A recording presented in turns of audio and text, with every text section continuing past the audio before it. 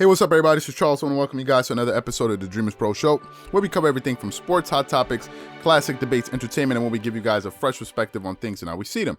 And in today's episode, the topic is, are the Clippers unstoppable when fully healthy? So that's the topic I want to get into in today's video.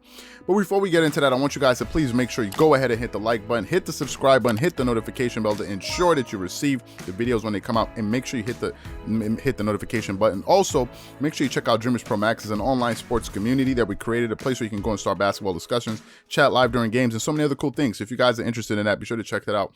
We have that linked in the description below and get 7 days of free access. Also, make sure you go ahead and click the join button to join the channel next to the subscribe button to receive loyalty badges and ensure that whenever you leave a comment on the channel, it's responded to. So make sure you go ahead and join the channel next to the subscribe button. Anyway, let me get into this topic here. So yesterday, we did a live for about 40 to 50 minutes yesterday, right?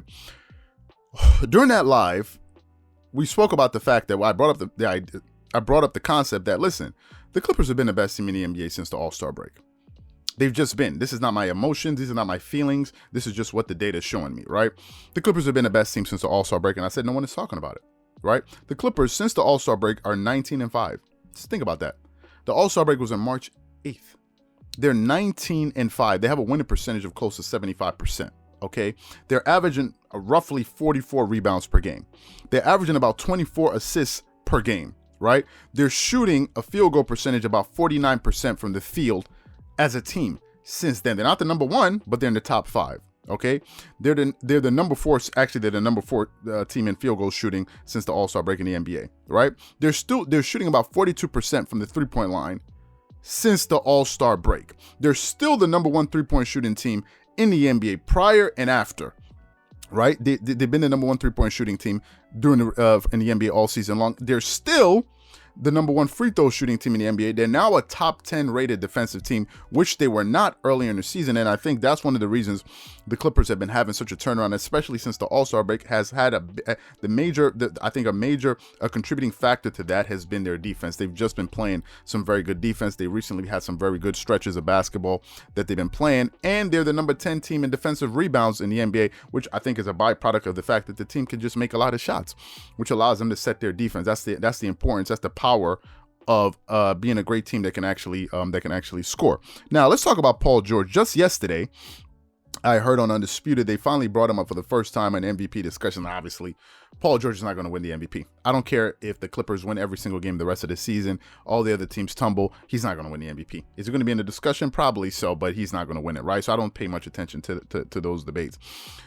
Over the last 9 games, right, Paul George is averaging 29.2 points per game. He's shooting 51.6% from the field. He's shooting 45.7% from the 3-point line. He's shooting 89% from the free throw line. Basically going 50, 40, 90, right? He's getting you 6.9 rebounds, 5.2 assists, and 1.4 steals, right? That's pretty much what Paul George has been doing. And the Clippers, just after beating the Portland Trail Blazers without Kawhi Leonard, without Serge Ibaka, without Patrick Beverley, they turn around the next night on a back-to-back without, think about this, without Rajon Rondo, without Paul George, without Patrick Beverley, without Serge Ibaka, without Reggie Jackson, without Kawhi Leonard. Just think about it. They're missing 6 key players. 6 of them. Okay, key players. Then what do? They rally back from being down against a young Memphis Grizzlies team led by Ja Morant, who was very energetic, came out hot, right? Came out and punched the Clippers in the mouth. The Clippers are pretty much playing catch up all through, think after the first quarter, in the second, third quarters. And they basically came back, caught that team, and then beat them by a sizable margin. Think about this. They were on the floor with Yogi Ferrell, the guy we spoke about in the live 2 days ago. Yogi Ferrell, the guy I was mentioning, he was on the floor. You saw the lob that he had to Terrence Mann, I think at the end of the third quarter, if I'm not mistaken. Amir Kofi, the only starter that they had 2 starters. I think they had Ivica Zubac and Marcus Morris Sr. That was it. They had Terrence Mann, Luke Kennard, who played very well, Marcus Morris Sr., who played very well. Again, I keep saying it.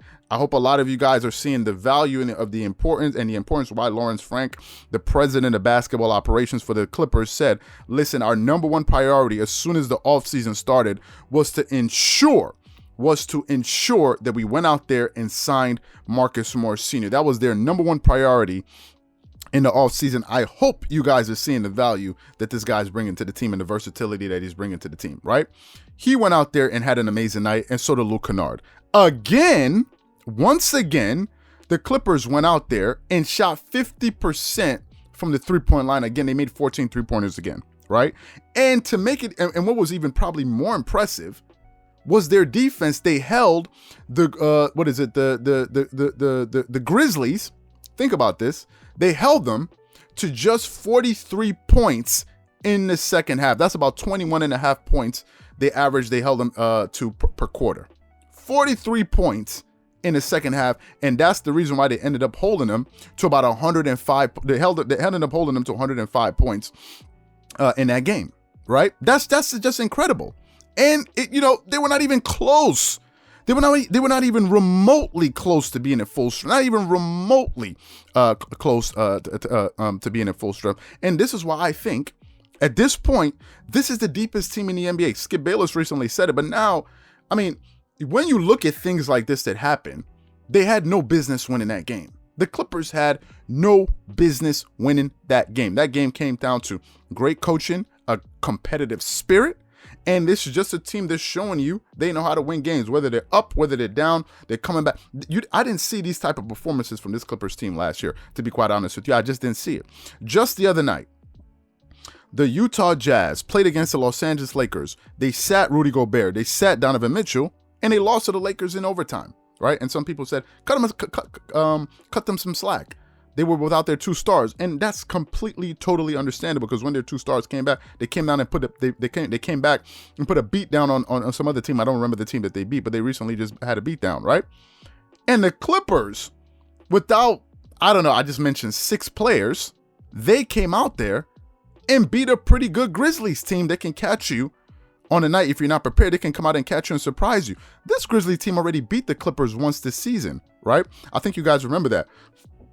They were playing them again on a back-to-back. They beat them the first time, and then the Clippers turned around and beat them the second time. We will remember that when they lost to them back then, right? So this team, I think, is legit. I don't think anything that we're seeing here is a magic trick. I don't think this is wishful thinking. I don't think this is something that, oh, maybe you're just feeling about it, or maybe it's just something you guys are you're just hyping this team. You can't hype. This is not hype when it's been happening all season long. And also, Nick Wright spoke to something that can still hold some truth. He spoke to their 3-point shooting, and he said, listen, the Clippers are shooting at a historic pace that he doesn't believe that they're going to be able to maintain. They're about 60 games in at this point, guys. I think the Clippers have played about 60 games in. 60 games. There are about 12 games left in the season. He said that about 15, 20 games ago. They're still shooting at this pace. I think the Clippers as a team are shooting over 40% from the 42% from the three-point line at this rate. Now, they're probably going to have the best three-point shooting percentage in the history of the NBA, right? So it's been happening for about 90% of the season. They've been doing it, right? So could it get to a scenario where they get into the playoffs and all of a sudden they stop making their threes? Possibly, excuse me, but I really doubt it, because there's so many three-point shooters on this team. Think about this. Think about the amount of guys that are shooting at least they can shoot close to 40% from the three. Just think about this on this team. Luke Kennard, Marcus Morris Sr., Nicholas Batum, Paul George, Kawhi Leonard, Patrick Beverley. Who's the other guy that I'm missing? I'm sure there's a Reggie Jackson. I've already given you 7 players. The Clippers have about 9 players shooting close to 40% from the three. Even Serge Ibaka can step out there and hit the three. Patrick Patterson can step out there and hit the three. I think he's shooting about 40% from the three. It's absurd. It's absurd, and it's just showing you their depth, man. This is crazy type of depth that I did not expect them to win. No, actually, let me be honest with you. I didn't pay much attention to that game last night, and in that second quarter, I actually didn't finish the game. I saw a little bit at the third, and I went to bed. I was like, man, I'm tired. But before I went to bed, I said to myself, they're going to win this game.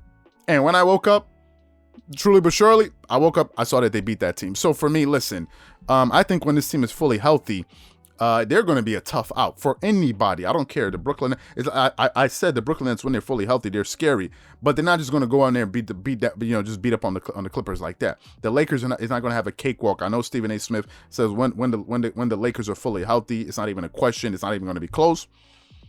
Okay, I think they're going to play the Lakers one more time.